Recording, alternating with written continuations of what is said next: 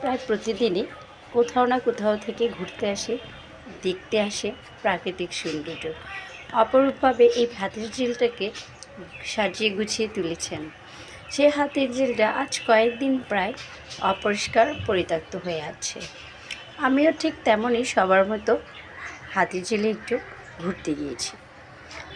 হাতির ঝিলে ঘুরতে ঘুরতে হঠাৎ আমার চোখে পড়ে কয়েকটা শিশু আর কয়েকজন লোক মিলে হাতির ঝিলের পাড়ে তারা যেন কী করছে।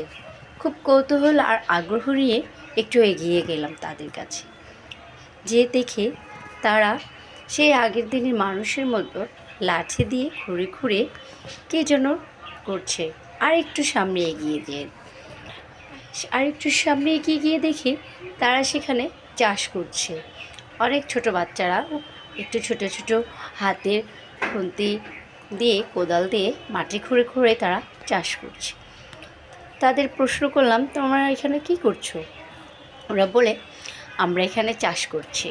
এই যে হাতের ঝিলটা দেখছেন না, সেটা অপরিচর্যার কারণে অপরিত্যক্ত হয়ে গেছে। আর এই অপরিত্যক্ততার আমরা পরিষ্কার করে সেখানে সবজি চাষ করছি, নিজের আনন্দ পাচ্ছি, পরিবেশটা আমরা পরিষ্কার করে ধরে রাখার চেষ্টা করছি।